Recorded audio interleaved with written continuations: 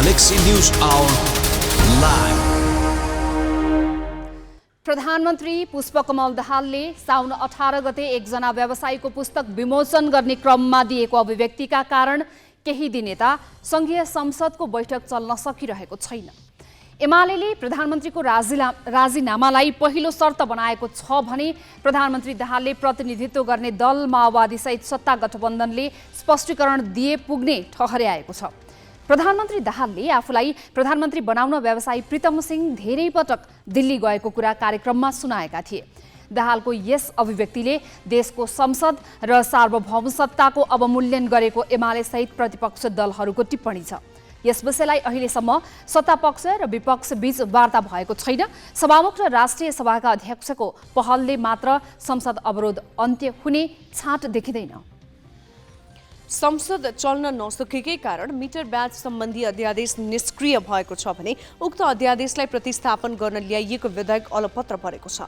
संसदमा अरू जल्दाबल्दा विषयमा हुन सक्ने छलफलहरू रोकिएका छन्। प्रधानमन्त्री दाहालले पनि आफ्नो अभिव्यक्तिले यो हदसम्मको तरङ्ग पैदा गर्छ भनेर आकलन नै नगरेको देखिन्छ, किनभने उनले कार्यक्रममा हाँसी हाँसी आफूलाई प्रधानमन्त्री बनाउन व्यवसायी प्रीतम सिंह दिल्ली गएको बताएका छन्।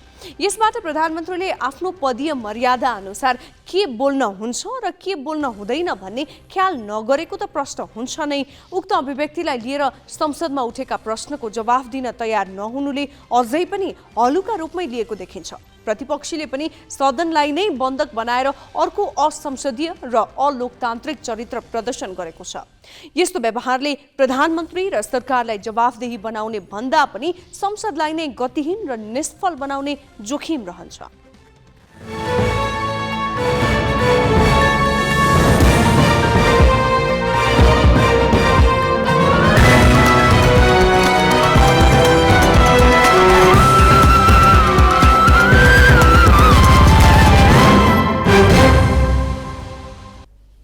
नमस्कार, यो हो गैलेक्सी न्यूज आवर। अब हेडलाइंस।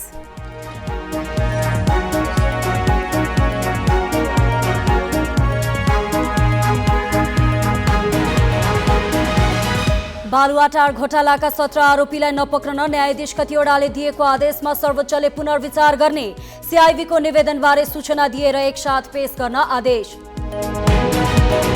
एमाले प्रधानमन्त्रीको राजीनामाको अड्डा नछाडेपछि आज प्रतिनिधि सभाको बैठकै बसेन। राष्ट्रिय सभा पनि अवरुद्ध। ओली भन्छन् दाहालले स्वार्थका लागि भारतलाई विवादमा ताने।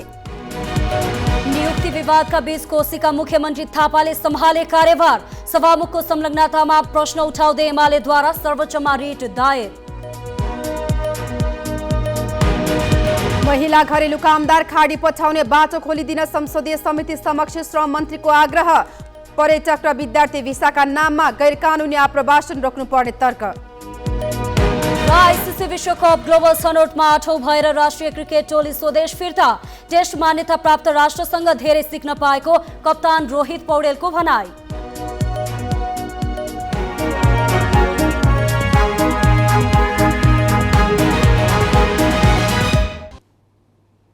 कोशी प्रदेशमा दोस्रो पटक पनि संविधानको धारा 168 को 2 बमोजिम संयुक्त सरकार गठन भएको छ। नेपाली कांग्रेस संसदीय दलका नेता उद्धव थापाले सरकारको नेतृत्व सम्हालेका छन्। यसअघि एमाले संसदीय दलका नेता हिक्मत कार्कीले पनि सोही धारा बमोजिम संयुक्त सरकार नै सञ्चालन गरेका थिए। प्रदेश प्रमुखले एउटै धारा प्रयोग गरी पटक पटक सरकार गठन गरे भने बहुमत पुर्याउन सभामुखको हस्ताक्षर प्रयोग गरेर कार्यपालिका र व्यवस्थापिका बीचको भिन्नताको पनि यसपालि खिल्ली उडाइयो।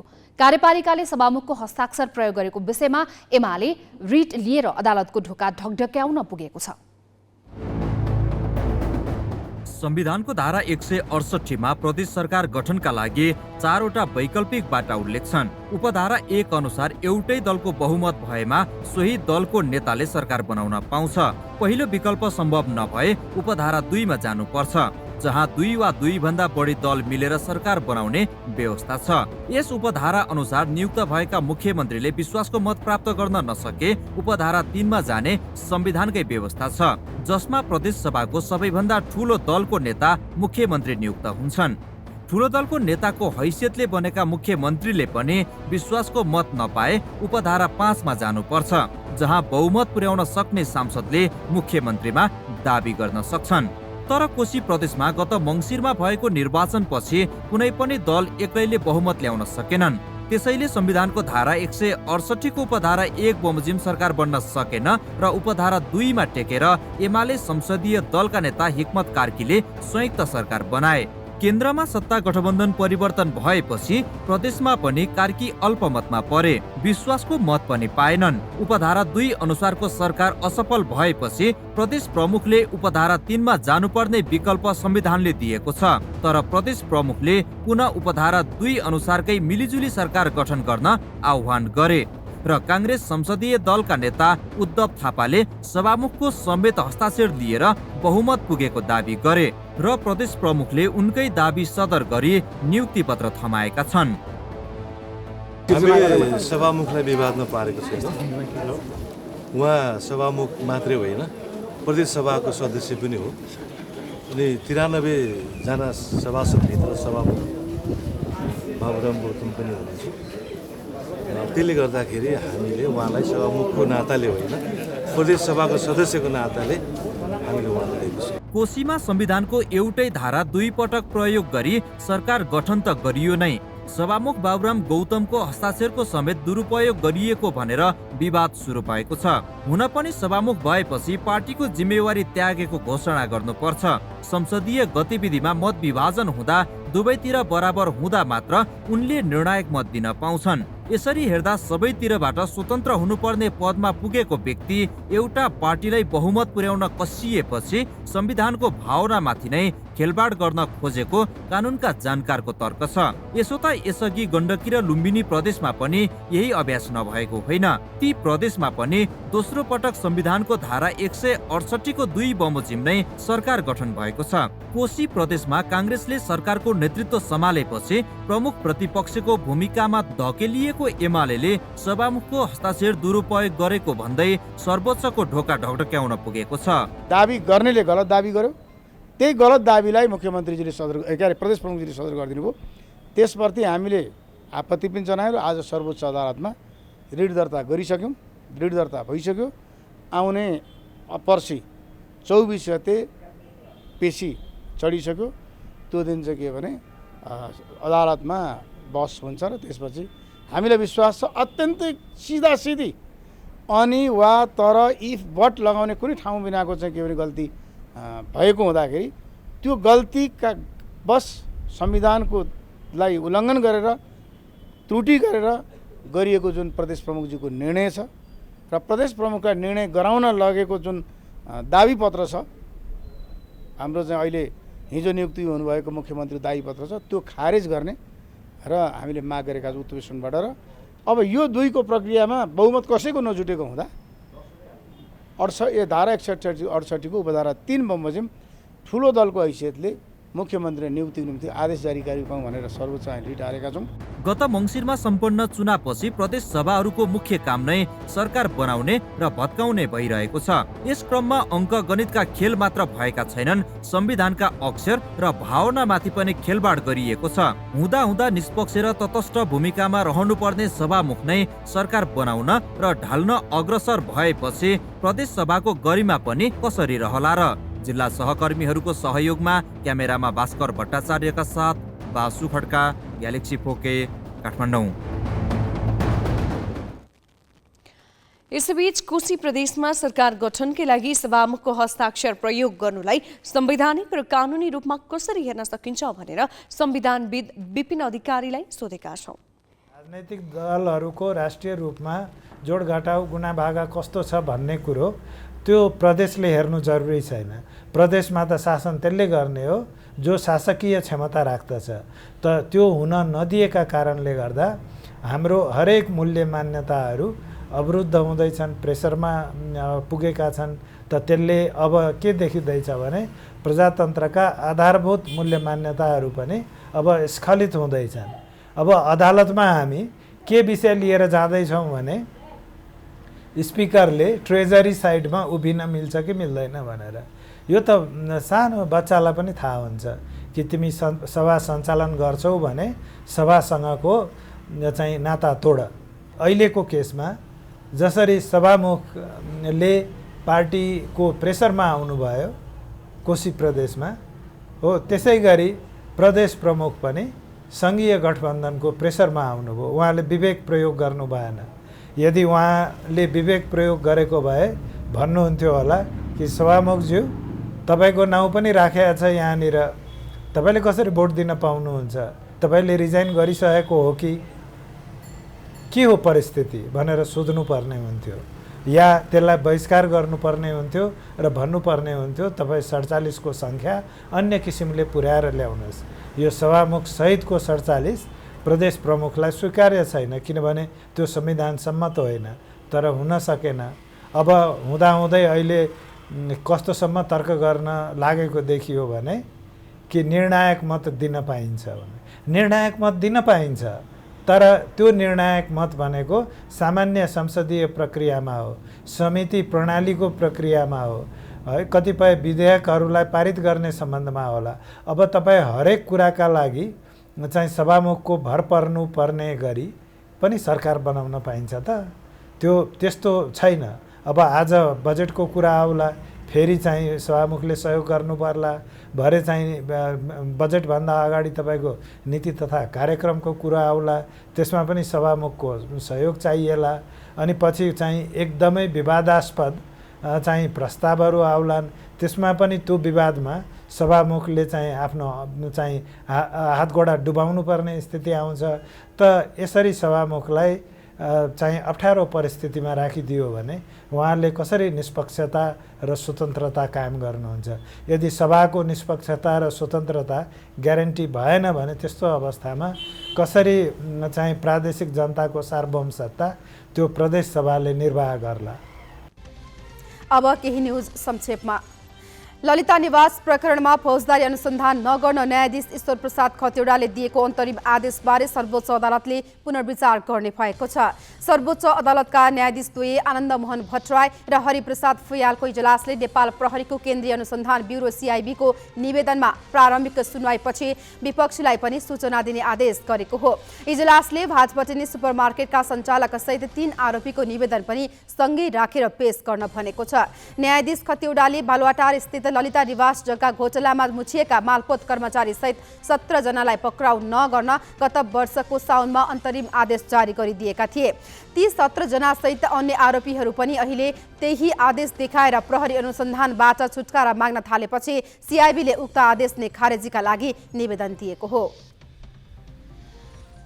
प्रधानमन्त्री पुष्पकमल दाहालले बाढी पहिरोबाट मानवीय क्षति पुगेका र घरबारविहीन बनेका परिवारलाई उचित राहतको व्यवस्था गर्न सम्बन्धित निकायलाई निर्देशन दिएका छन्। प्रधानमन्त्री दाहालले आज सिंहदरबारमा बसेको विपद जोखिम न्यूनीकरण तथा व्यवस्थापन राष्ट्रिय परिषदको बैठकमा पीडित परिवारलाई राहत वितरण गर्न र उनीहरूको निजी आवास पुनर्निर्माणमा सहयोग गर्न निर्देशन दिएका हुन्। उनले सम्बन्धित मन्त्रालय र मातहतका निकायलाई जोखिमयुक्त देखिएका बस्ती स्थानान्तरण गर्न पनि भनेका छन्। परिषदका अध्यक्ष समेत रहेका प्रधानमन्त्री दाहालले विपदको पूर्व सूचना प्रणालीलाई थप व्यवस्थित बनाउनु पर्नेमा पनि जोड दिए। बाँकी प्रसङ्ग सोनिका अर्यालबाट। गृह मन्त्रालयले बहालवाला र पूर्व पदाधिकारीहरूको व्यक्तिगत सुरक्षाका लागि सुरक्षाकर्मी खटाउने गरेको छ। तर कतिपयले नियम विपरीत सुरक्षाकर्मीलाई घरको बगैँचा वा भान्सामा कामदारको रूपमा राख्ने गरेको र कुनै सुरक्षा जोखिम नभएकाले समेत वर्षौंदेखि निजी प्रयोगका लागि राख्ने गरेका छन्। बहालवालाले मात्र होइन, भूतपूर्व विशिष्ट पदाधिकारीले पनि सुरक्षाकर्मीको दुरुपयोग गरिरहेका छन्।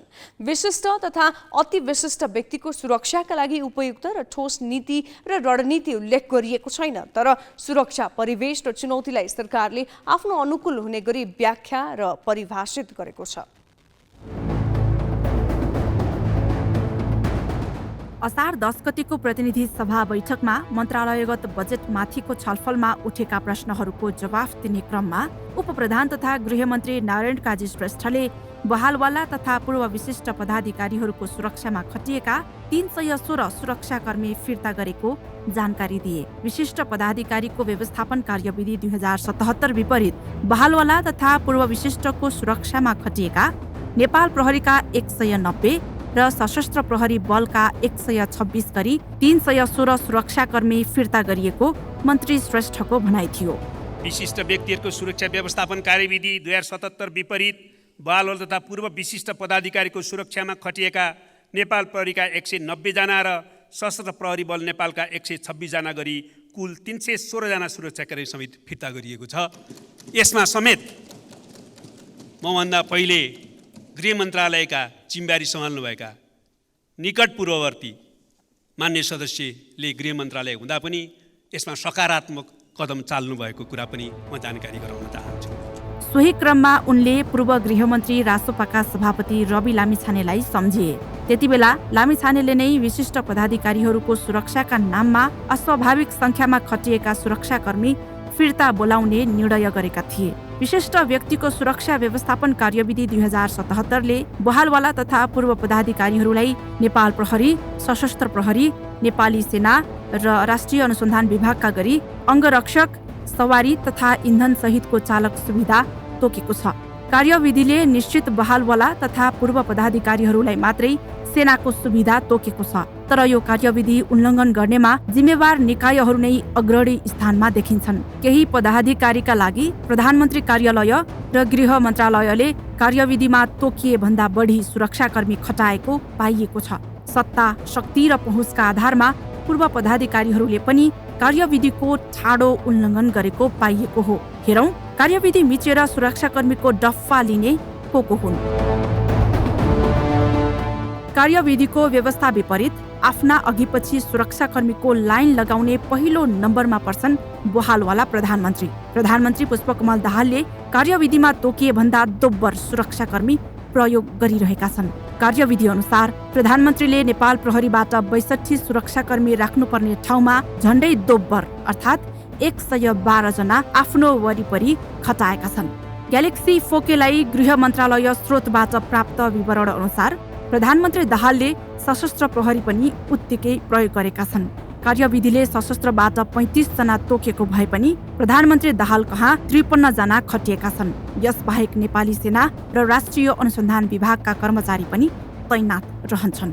अरू त अरू सुरक्षा संगठनको जनशक्ति सही ढङ्गले परिचालन र नियन्त्रण गर्नुपर्ने गृहमन्त्री नारायण काजी श्रेष्ठले पनि कार्यविधिले तोकिए भन्दा बढी नै सुरक्षाकर्मी आफ्नो निजी सेवामा खटाएका छन्। गृह मन्त्रालयलाई हुन सक्ने सुरक्षा चुनौतीको विश्लेषण गरेर कार्यविधिले सशस्त्र प्रहरीका 7 जना सुरक्षाकर्मी तोकिएकामा श्रेष्ठले 11 जना ओगटेका छन्। त्यस्तै नेपाल प्रहरीका अधिकतम 10 जना हुनुपर्नेमा त्यो भन्दा ठूलो संख्याको लर्को लगाइरहेका छन्। कार्यविधिले पूर्व प्रधानमन्त्रीलाई विशिष्ट स्तरको वर्गीकरणमा राखेर 2 जना नेपाल प्रहरी र सशस्त्रका 16 जना तोकेको छ। तर पूर्व प्रधानमन्त्री केपी शर्मा ओलीले नेपाल प्रहरीका 25 र सशस्त्रका 20 सुरक्षाकर्मी पालैसँग अघिपछि लगाउँछन्। देउबाले पनि कार्यविधि मिचेर तोके भन्दा बढी नै शक्तिकै आडमा रवाफका लागि नेपाल प्रहरीका 25 र सशस्त्र प्रहरीका 27 जना सुरक्षाकर्मी ओगटेका छन्। विशेषतः अति विशिष्ट तथा विशिष्ट पदाधिकारीहरूको सुरक्षालाई 4 प्रकारमा वर्गीकरण गरिन्छ। ती हुन् राजकीय, औपचारिक, अनौपचारिक र निजी सुरक्षा। सुरक्षा चुनौती विश्लेषण गर्न गृह मन्त्रालयमा अति विशिष्ट तथा विशिष्ट व्यक्तिको सुरक्षा चुनौती विश्लेषण समिति बनाइएको हुन्छ। उक्त समितिले व्यक्ति तथा पदको वर्गीकरण र विश्लेषण गर्छ। सोही विश्लेषणकै आधारमा कार्यविधि लागू गरिएको हो। त्यसबाहेक चुनौती विश्लेषणका आधारमा सुरक्षाकर्मी थपघट गर्न पनि सकिन्छ। यही व्यवस्थालाई हतियार बनाएर पहुँचका आधारमा विभिन्न दर्जाका सुरक्षाकर्मी आफू कहाँ भेला पारेर ठाट र रवाफ देखाउने प्रवृत्ति छ। अझ नितान्त निजी र घरायसी काममा पनि ठूलो जनशक्ति दुरुपयोग गरिएको छ।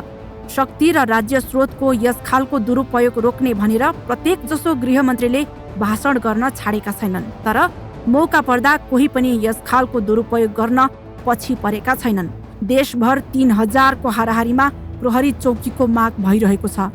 सीमा सुरक्षाका लागि सशस्त्र प्रहरीको संख्या अपुग छ। जनता र देशको सुरक्षा गर्न माग भइआएको जनशक्ति पुर्याउन नसक्ने गृह मन्त्रालय समिति नेता र प्रशासकको निजी काममा भने जतिसुकै तैनात गर्न तयार हुनुको रहस्य के हो? यो प्रश्न गृह नेतृत्वतिरै तेर्सिन्छ। शिखा श्रेष्ठ, ग्यालेक्सी फोके, काठमाडौँ। विशिष्ट पदाधिकारीको सुरक्षाका नाममा कार्यविधिले तोके भन्दा दोब्बर सुरक्षाकर्मीको डफा खटाउनु कति उचित छ र सुरक्षा चुनौतीकै कारण यसरी खटाइएको छ त भनेर हामीले नेपाल प्रहरीका पूर्व नायब महानिरीक्षक केशव अधिकारीलाई सोधेका छौं।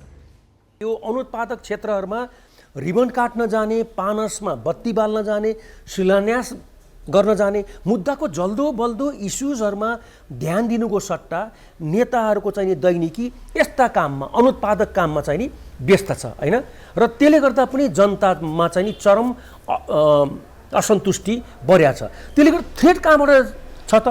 हुनसक्छ नेपालको नेताहरूलाई थ्रेट कहाँबाट हुनसक्छ भन्दाखेरि आन्तरिक उहाँहरूकै कार्यकर्ताबाट, जनताबाट हुनसक्छ। किनभने जुन उद्देश्य लिएर जनताले उनीहरूलाई पत्याएर शीर्षासन गरिदिए नि, ती व्यक्तिहरूबाट पनि उनीहरूले सोचे जस्तो तपाईँको कुनै पनि एचिभमेन्ट चाहिँ नि प्राप्त गरेको छैन। त्यसले गर्दा यो कुराहरूलाई ध्यान दिनुपर्छ। यहाँ त शान र शौकतको लागि दर्जनौँ सुरक्षाकर्मीबाट घेरिएर बस्ने यो चाहिँ नि मनोविज्ञान नेपालका नेताहरूमा हावी छ। हिजोका दिनमा जुनसुकै गृहमन्त्री चाहिँ आउने बित्तिकै होइन, हाम्रो देशमा एउटा तपाईँको कस्तो कल्चर बस्यो भन्दाखेरि जुनसुकै गृहमन्त्री आउने बित्तिकै काम देखाउने नाममा मौजुदा नेता अथवा अन्य प्रशासकसँग भएका सुरक्षाकर्मीहरू तान्ने तर केही समय चाहिँ सङ्ख्यात्मक रूपले तानेको देखिन्छ। तर 1-2 महिना पछि त्यो सुरक्षाकर्मी सबै उनीहरूले फिर्ता चाहिँ लिएर जान्छ। कसैले पनि निर्देशिकाको चाहिँ नि कडाइका साथ पालना गरेको छैन। यो पालना गराउने निकाय को? गृह मन्त्रालय हैन। निर्देशिका बनाउने पनि, निर्देशिका पालना गराउने पनि गृह मन्त्रालय हो। तर तपाईँ गृह मन्त्रालयका उच्चस्थ पदाधिकारीहरूलाई हेर्नुहोस् न, इभन सेक्सन अफसरसम्मले पनि पुलिसको ड्राइभर र अन्य चाहिँ नि सुरक्षाकर्मी प्रयोग गरिरहेको भन्ने कुरा त मिडियामै आयो नि। त्यसले गर्दा कार्यान्वयन गर्ने निकाय पनि जिम्मेवार चाहिँ छैन। अनि तपाईको भिआइपी चाहिँ जिम्मेवार कहाँबाट होस्? अब केही न्यूज संक्षेपमा। राहुल गान्धीलाई 2 वर्ष कैद सजाय गर्ने जिल्ला अदालतको फैसला गुजरात उच्च अदालतले पनि सदर गरेको छ।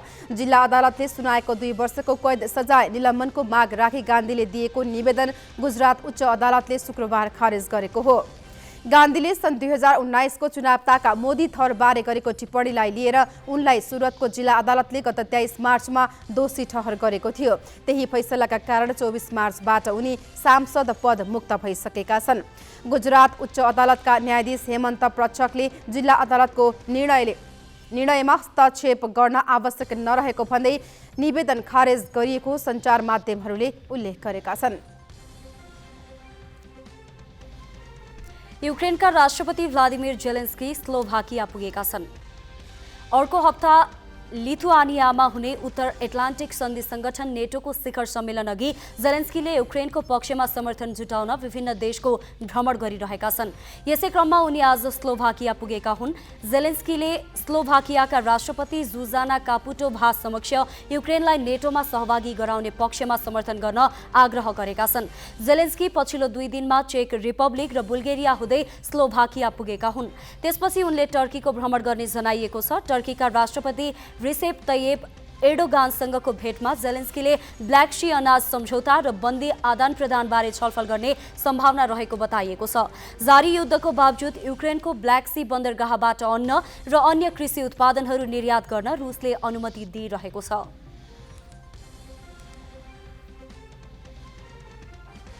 बाँकी प्रसङ्ग स्मृति मल्लबाट। प्रमुख प्रतिपक्ष नेकपा एमाले प्रधानमन्त्रीको राजीनामालाई मुख्य शर्त बनाएर सदन चल्न दिएको छैन। बुधबारदेखि प्रतिनिधि सभा र राष्ट्रिय सभाका बैठक चल्न सकेका छैनन्। प्रतिनिधि सभाको आजको लागि तय बैठक एमालेको अडानले सूचना टाँस गरेर आइतबारसम्मका लागि स्थगित गरिएको छ।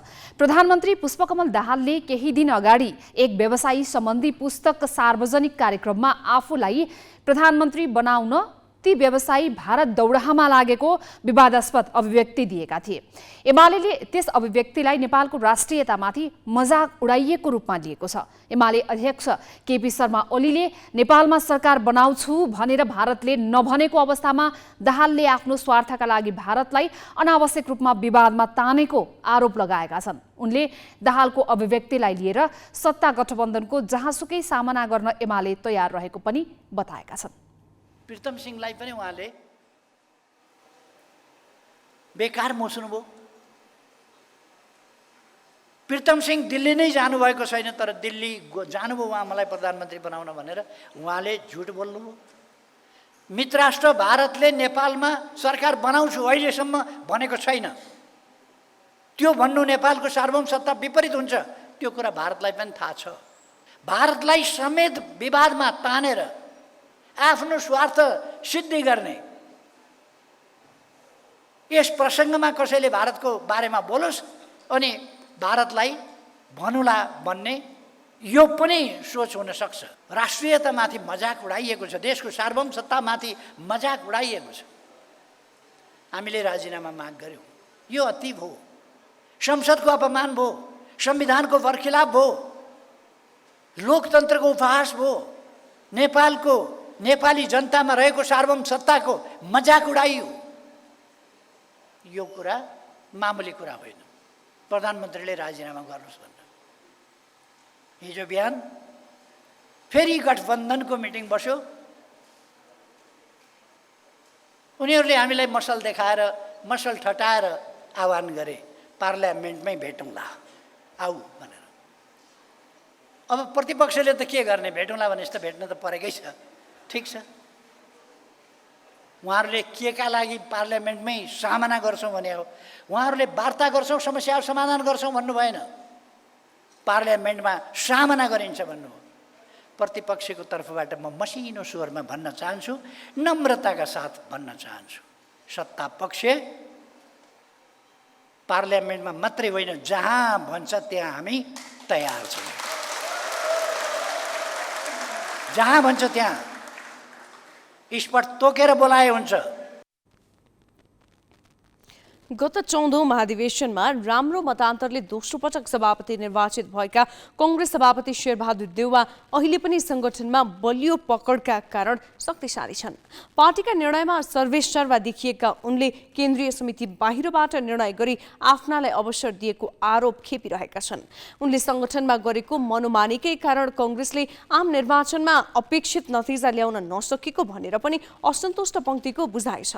यसमाथि हालैको उपनिर्वाचनमा शर्मनाक प्रदर्शनपछि त देउवा र उनको परिवारले पार्टीलाई रसातलमा पुर्याउन लागेको र त्यसको फाइदा वैकल्पिक दलले लिएको भनेर प्रश्न उठ्यो। यिनै विषयलाई उठाएर देशव्यापी अभियान चलाइरहेका महामन्त्रीद्वय गगन थापा र विश्वप्रकाश शर्माले संगठन सुधारको एजेन्डामा सभापतिमाथि दबाव बढाउन जिल्ला सभापतिहरूको भेला नै डाकेर छलफल गरेका छन्। तर सभापति देउवाले नै बहिष्कार गरेको भेलाले पार्टीका आगामी गतिविधिमा कस्तो असर पार्ला त?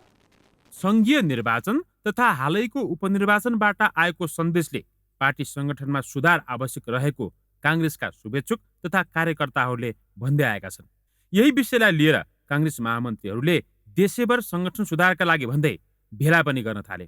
तर कांग्रेस नेतृत्वले भने हालसम्म चुनावको समीक्षा समेत गर्ने दुःख नगरे पनि जिल्ला सभापतिहरूले दलको मत घट्नु र वैकल्पिक शक्ति उदाउँदै जानुमा सांगठनिक कमजोरी कारक रहेको निष्कर्ष निकालेका छन्। राजधानीमा 2 दिन चलेको भेलामा सहभागी कांग्रेसका जिल्ला सभापतिहरूले केन्द्रले हालसम्म गर्न नसकेको साहस गरे अनि पार्टी दिन प्रतिदिन कमजोर बनिरहेका बेला आफ्ना कमी कमजोरीबारे बहस गरेर आफू सच्चिने कसम नै खाएका छन्। क्रियाशील सदस्यतालाई कसरी व्यवस्थित गर्ने र अनुशासन र आचार संहितालाई कसरी लैजाने, नयाँ कार्यविधि के बनाउँदा राम्रो हुन्छ र सङ्गठनलाई चुस्त दुरुस्त राख्नको लागि जिल्ला सभापतिहरूले कस्तो भूमिका खेल्नुपर्ने जस्ता कुराहरूमा व्यापक रूपमा हामीले छलफल गरेका छौँ। यो छलफलले नेपाली काङ्ग्रेसको सिङ्गो सङ्गठन र भित्र रहेका विकृति विसङ्गति चिरफार, सङ्गठन विस्तार र नेपाली काङ्ग्रेसका आम नेता कार्यकर्ताहरूलाई, क्रियाशील सदस्यहरूलाई अनुशासित बनाएर सङ्गठनमा क्रियाशील गराउने टेवा पुग्छ। दुई चरणको चुनावमा आफ्ना प्रतिस्पर्धीलाई नराम्रोसँग हराए पनि काङ्ग्रेस सभापति शेरबहादुर देउवामाथि केन्द्रीय समिति र संगठनका वैधानिक ढाँचाभन्दा बाहिर गएर काम गर्ने गरेको आरोप लागिरहेको छ। पुराना दलको कार्यशैली नसुध्रिए पुराना दल अब सकिन्छन् भन्ने निर्वाचनबाट आएको भनिएको भाष्यलाई पनि उनले उपेक्षा गरिरहेको कार्यकर्ता पंक्तिको बुझाइ छ। 1 वर्षदेखि केन्द्रीय समिति बैठक नै राख्न नसकेका देउवाले यसको तयारी गरिरहेकै बेला संगठन सुधार्न भन्दै देशव्यापी दौडा गरेका महामन्त्री द्वय गगन थापा र विश्वप्रकाश शर्माको पहलमा बोलाइएको सभापति भेलाको उद्देश्य बुझ्न गाह्रो छैन, किनभने दुवै युवा महामन्त्रीले आफ्नो एजेन्डामा अघि बढ्न सभापतिलाई दबाब दिने रणनीति अख्तियार गरेका छन्। लामो समयपछि बस्न लागेको केन्द्रीय समिति बैठकको नजिकै डाकिएको यस भेलामा देउवाको अनुपस्थितिले काङ्ग्रेस नेतृत्व पंक्तिलाई थप विभाजित देखाएको छ।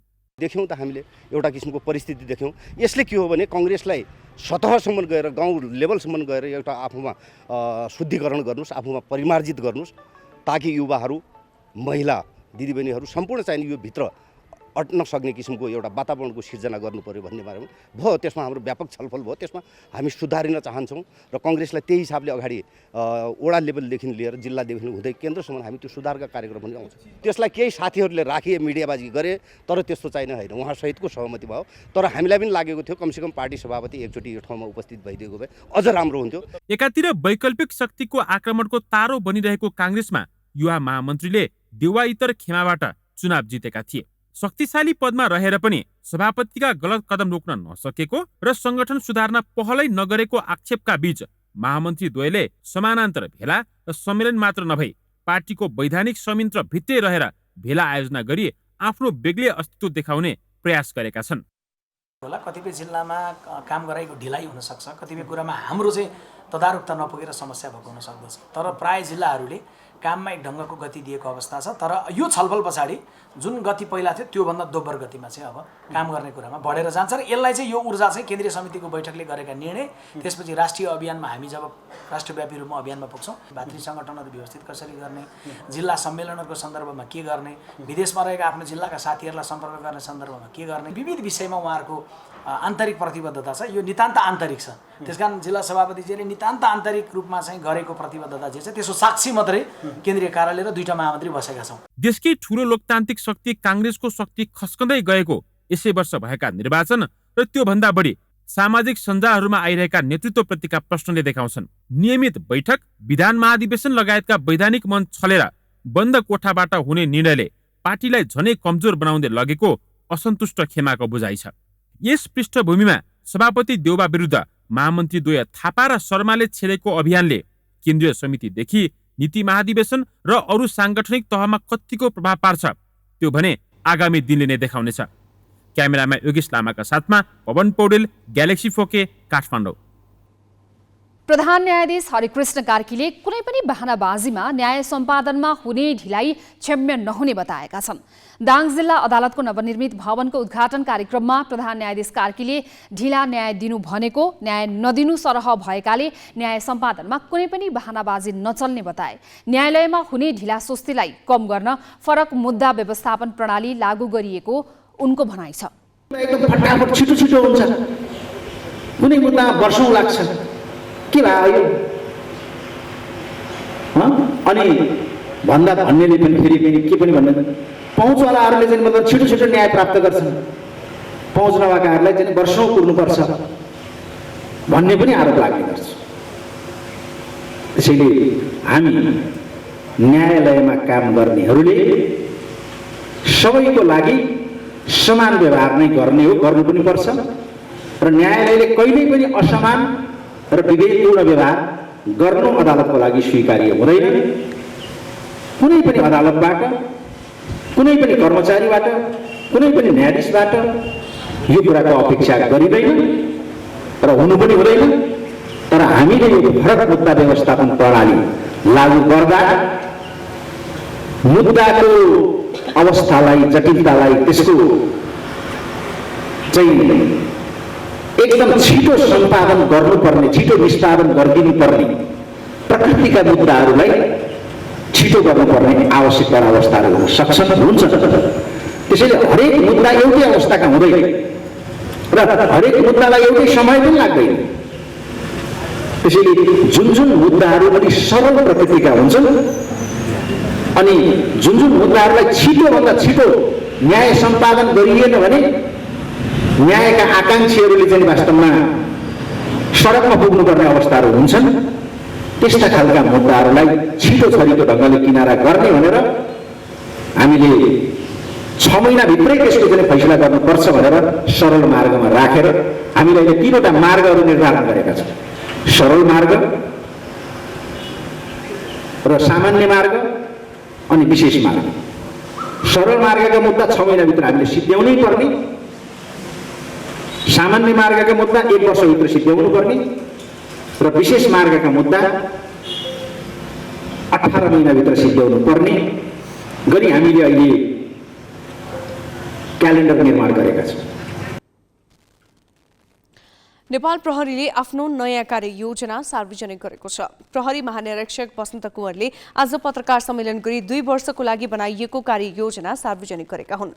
कार्ययोजनामा 13वटा मुख्य लक्ष्य, 40वटा लक्ष्य अनुरूपको कार्यगत उद्देश्य र 183वटा क्रियाकलाप समेटिएका छन्। आन्तरिक सुदृढीकरण योजनातर्फ 5 र नागरिक केन्द्रित प्रहरी सेवातर्फ 4 प्राथमिकताका आधारमा 9वटा बेन्चमार्क गतिविधि निर्धारण गरिएको छ।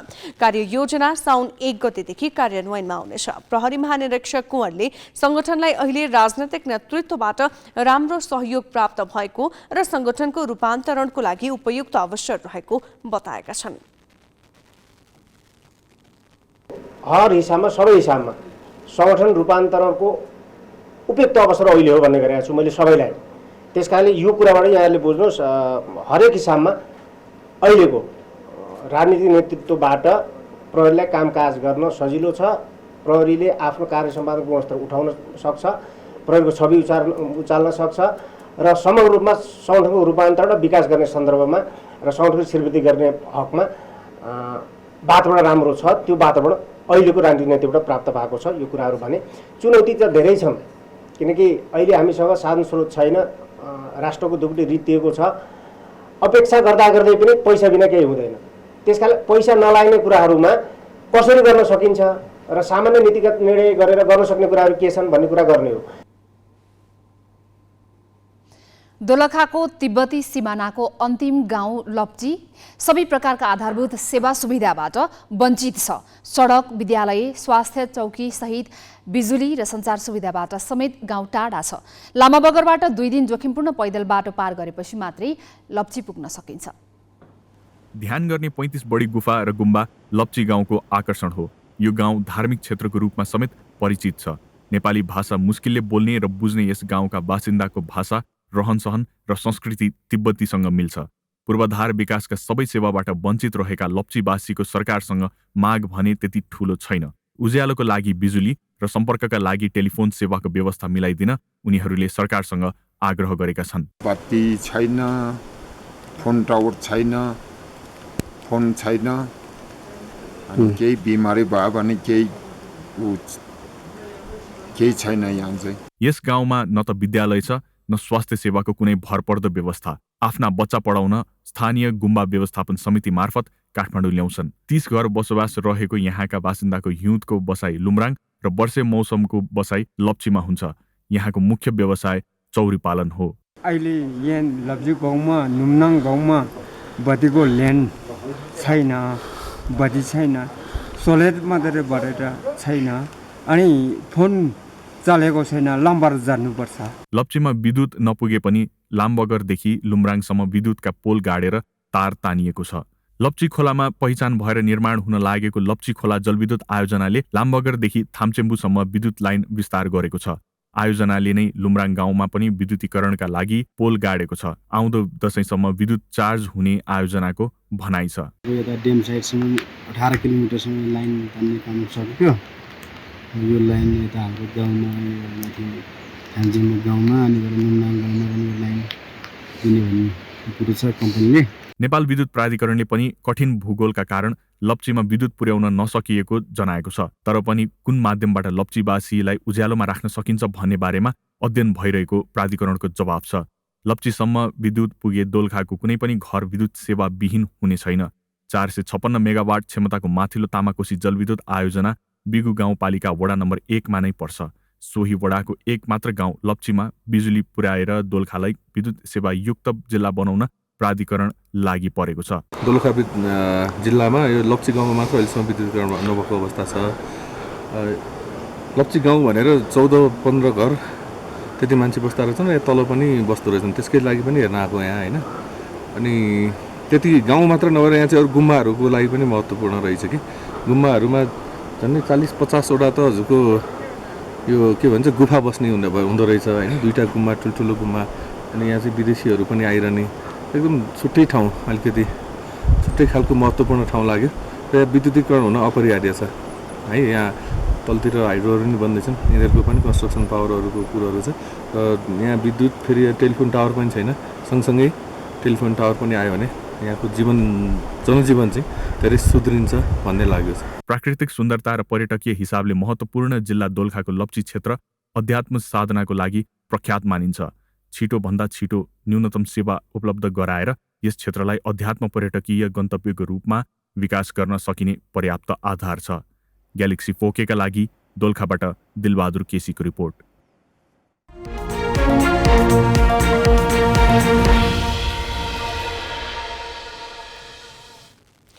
सरकारले महिलालाई घरेलु कामदारका रूपमा खाडी मुलुकमा पठाउन रोक लगाएको 6 वर्ष लाग्यो। घरेलु हिंसाको चपेटामा परेका धेरै घटना सार्वजनिक भएपछि संसदीय समितिले 2073 चैतमा महिलालाई घरेलु कामदारका रूपमा खाडी मुलुकमा जान नदिन निर्देशन दियो। त्यही निर्देशनका आधारमा मन्त्रालयले रोक लगायो।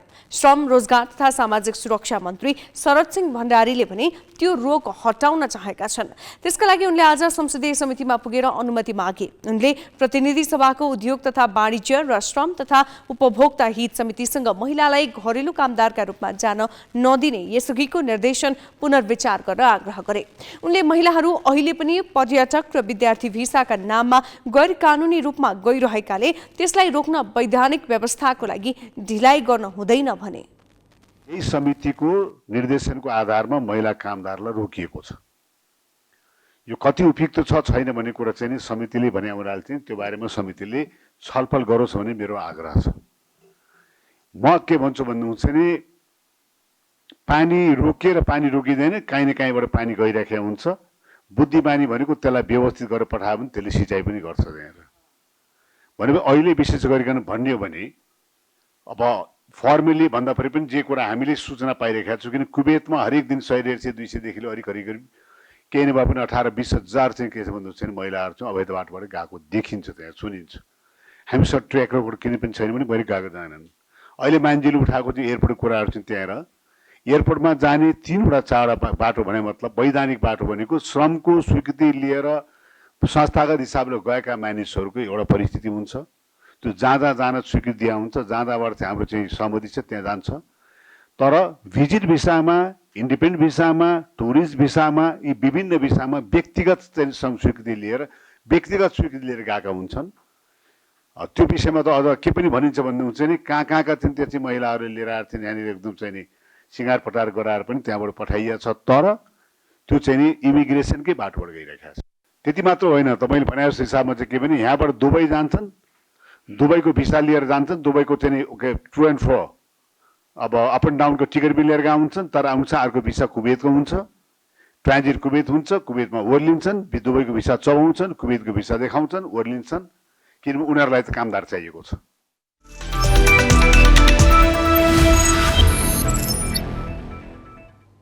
श्रीलङ्कामा हुने एसएससी इमर्जिङ टिम एसिया कपका लागि रोहित पौडेलको कप्तानीमा 16 सदस्यीय नेपाली टोली घोषणा गरिएको छ। नियमित खेलाडी सन्दीप लामिछाने र दिपेन्द्र सिंह ऐरीले फ्रेन्चाइज लिग ग्लोबल टी20 खेल्न क्यानाडा जान लागेका कारण इमर्जिङ कप नखेल्ने भएका छन्। करण केसी र ज्ञानेन्द्र मल्ललाई पनि विश्राम दिइएको छ।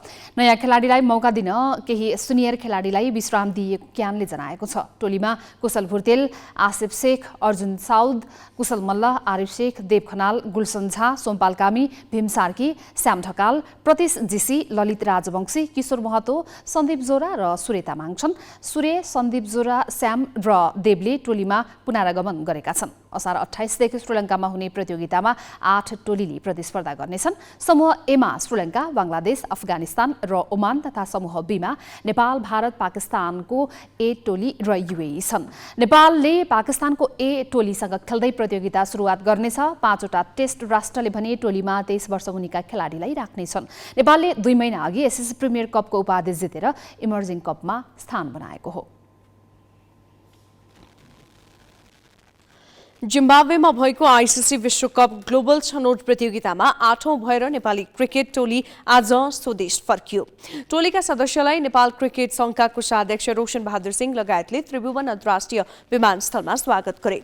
प्रतियोगिताको समूह चरणमा नेपाल जिम्बाब्वे, वेस्ट इन्डिज र नेदरल्यान्डसँग पराजित भएको थियो। नेपालले अमेरिकालाई भने हराएको थियो। वेस्ट इन्डिज एक दिवसीय विश्वकपमा 2 पटकको विश्व विजेता हो भने जिम्बाब्वे टेस्ट मान्यता प्राप्त देश हो। राष्ट्रिय टोलीका कप्तान रोहित पौडेलले सोचे जस्तो नतिजा नआए पनि टेस्ट मान्यता प्राप्त राष्ट्रसँग खेल्दा धेरै कुरा सिक्न पाएको बताएका छन्। अबको 4 वर्ष पूर्ण सदस्यसँग खेल्ने अवसर पाए नेपाल विश्वकपमा छनौट हुन सक्ने उनको विश्वास छ। सोचे जस्तो भनौँ रिजल्ट आएन होइन, बट स्टिल आई थिङ्क धेरै कुरा सिक्न पाएँ त्यहाँबाट, स्पेसली प्लेइङ अगेन्स्ट फुल मेम्बर्स र तिनीहरूसँग कम्पिट गर्न पाउँदाखेरि एकदमै भनौँ न त्यो कम्पिटिसन नै एकदम राम्रो थियो। किनभने अरू टिमहरू जस्तो हुँदैन, सजिलो हुँदैन। किनभने फुल मेम्बरलाई जित्नको लागि आई थिङ्क सबै डिपार्टमेन्टमा राम्रो गर्नुपर्छ। I think batting, bowling, fielding सबै कुरामा। सो आई थिङ्क एउटा दुईवटा मिस गरिरहेको थियौँ हामी हरेक दिन एउटा कुरामा। सो आई थिङ्क अब आउने गेम्सहरूमा चाहिँ स्पेसली इमर्जिङ कप भयो, त्यसमा चाहिँ हामी त्यो सबै कुराहरू गर्छौँ, एप्लाई गर्छौँ त्यसमा होइन। अनि त्यसपछि चाहिँ हेरौँ आउने दिनहरूमा एसियन गेम्स छ, त्यसपछि चाहिँ एसिया कप छ। सो आई थिङ्क राम्रो हुन्छ।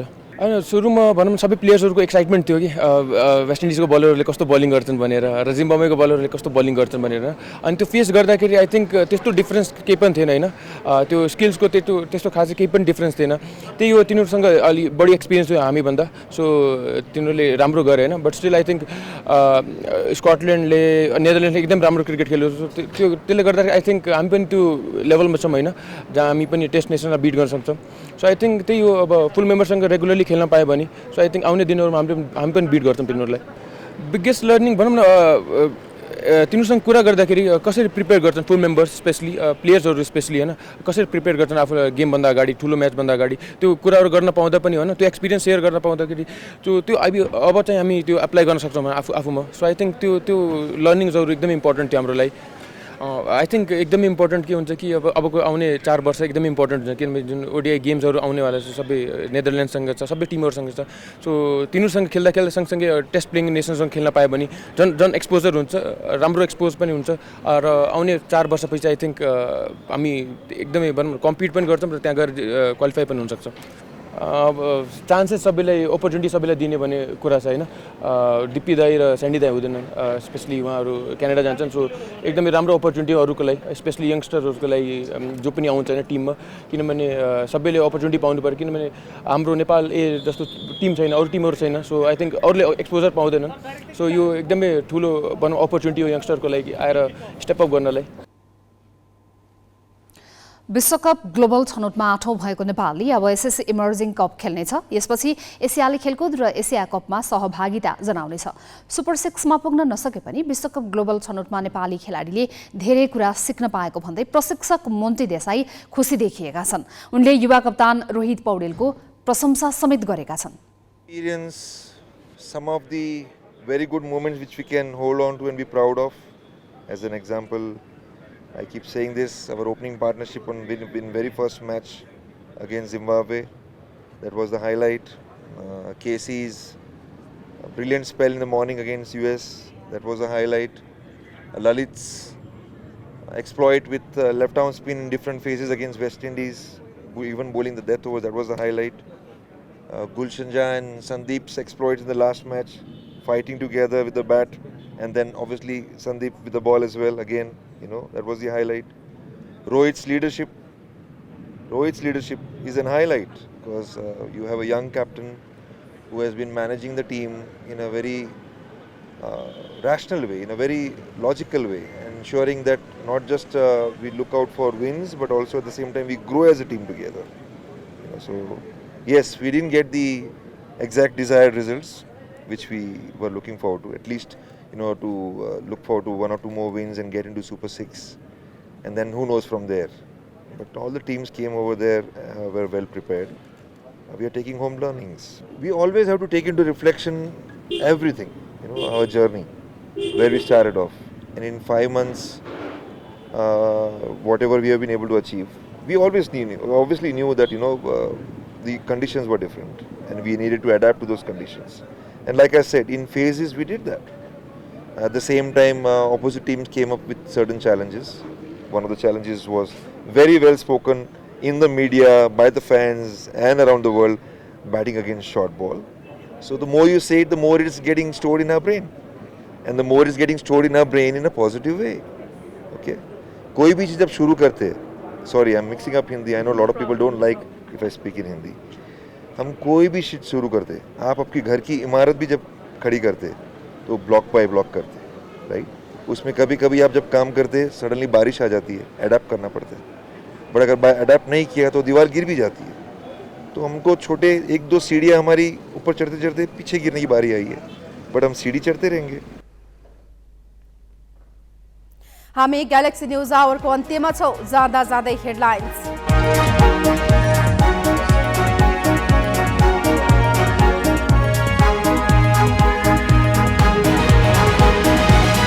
बालुवाटार घोटालाका 17 आरोपीलाई नपक्रन न्यायाधीश खतिवड़ाले दिएको आदेशमा सर्वोच्चले पुनर्विचार गर्ने. सीआईबीको निवेदनबारे सूचना दिएर एकसाथ पेश गर्न आदेश. एमाले प्रधानमन्त्रीको राजीनामाको अड्डा नछाडेपछि आज प्रतिनिधि सभाको बैठकै बसेन. राष्ट्रिय सभा पनि अवरुद्ध. ओली भन्छन् दाहालले स्वार्थका लागि भारतलाई विवादमा ताने. नियुक्ति विवादका बीच कोशीका मुख्यमन्त्री थापाले सम्हाले कार्यभार. सभामुखको संलग्नतामा प्रश्न उठाउँदै एमालेद्वारा सर्वोच्चमा रिट दायर. महिला घरेलु कामदार खाडी पठाउने बाटो खोलिदिन संसदीय समिति समक्ष श्रम मन्त्रीको आग्रह. पर्यटक र विद्यार्थी भिसाका लागि नाममा गैर कानुनी आप्रवासन रोक्नुपर्ने तर्क. आइसिसी विश्वकप ग्लोबल छनौटमा 8औं भएर राष्ट्रिय क्रिकेट टोली स्वदेश फिर्ता. टेस्ट मान्यता प्राप्त राष्ट्रसँग धेरै सिक्न पाएको कप्तान रोहित पौडेलको भनाई.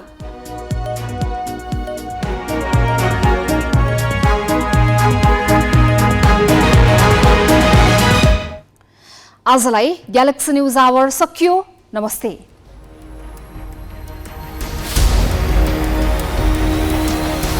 This is Galaxy News Hour live.